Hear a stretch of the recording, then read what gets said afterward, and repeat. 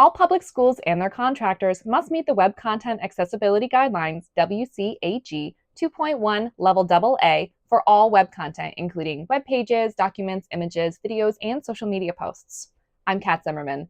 Let's talk about meeting the success criteria in today's Pat and Pop-Up practice, Making Content Accessible, Part 2, Text. Pop-Up Practices, where practice makes progress, Season 3. This is Part 2 in our Making Content Accessible series. Be sure to check out Part 1 on use of color, linked below, if you've not already seen it. In this video, we're focusing on text. The WCAG for text don't require a specific font or font size, but they do require that the font size and spacing be adjustable with no loss of functionality or content. These success criteria 1.4.4 and 1.4.12 should be addressed by your choice of technology, such as your learning management system, slide deck creator, or word processor. That said, it is recommended to choose a font size of 12 or larger and take care to choose a font that is readable. Serif fonts have feet, such as Alice, Libre Baskerville, and Playfair Display, shown here on the top. Sans serif fonts do not have feet, such as Calibri, Poppins, and Open Sans, shown here on the bottom. Serif fonts are more common for print materials, while sans serif fonts are recommended for digital spaces. At least one sans serif font must be used for government websites under Section 508. Read more about regulations on typography through the Section 508 compliance link below. The American Council of the Blind recommends Arial, a sans serif font, shown here, for large print materials. Remember to check for readability. Consider the typeface weight. Notice the differences here in the list of all the Poppins fonts, starting with Poppins Thin, very thin typeset, at the top, and ending with Poppins Black, the most bolded, at the bottom. The most commonly used are light, medium, and bold, underlined in yellow with a yellow star to the left. Also check for easily confused glyphs, representations of characters and symbols. In this table of fonts, each box contains the font name: Alice, Libre Baskerville, Playfair Display, Calibri, Poppins, and Open Sans, followed by some commonly misread glyphs. Capital I versus lowercase l versus the number 1, capital O versus capital C, and lowercase e versus lowercase o. The serif fonts on the top row have more differentiation between the capital I, lowercase l, and the number 1, where the sans serif fonts on the bottom use the same straight vertical line for capital I and lowercase l. The sans serif fonts typically have more open capital C's, where the serif fonts have a more closed C, which can sometimes cause confusion with the capital O.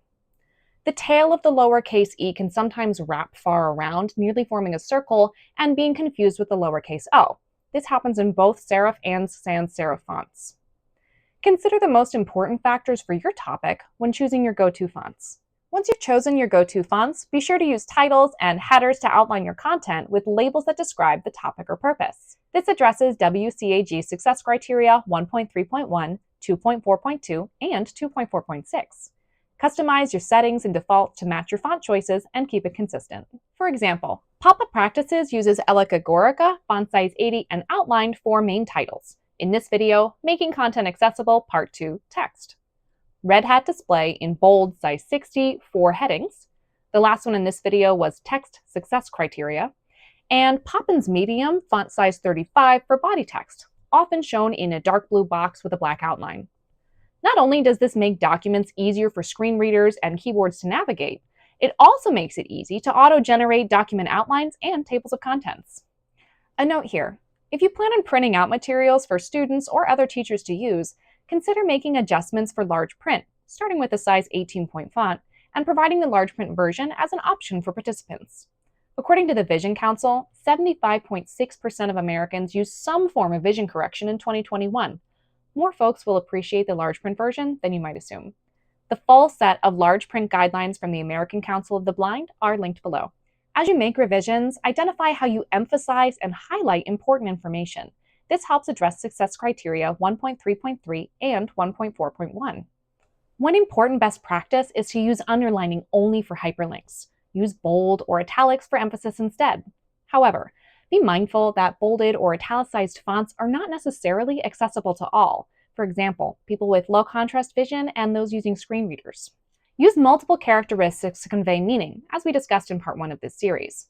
A simple addition is to write in important or please note, or use asterisks before and after your bolded text, which are typically announced by screen readers as star.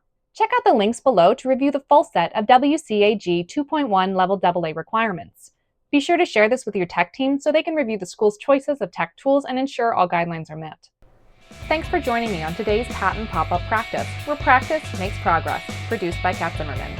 Be sure to like this video and subscribe to our channel for more.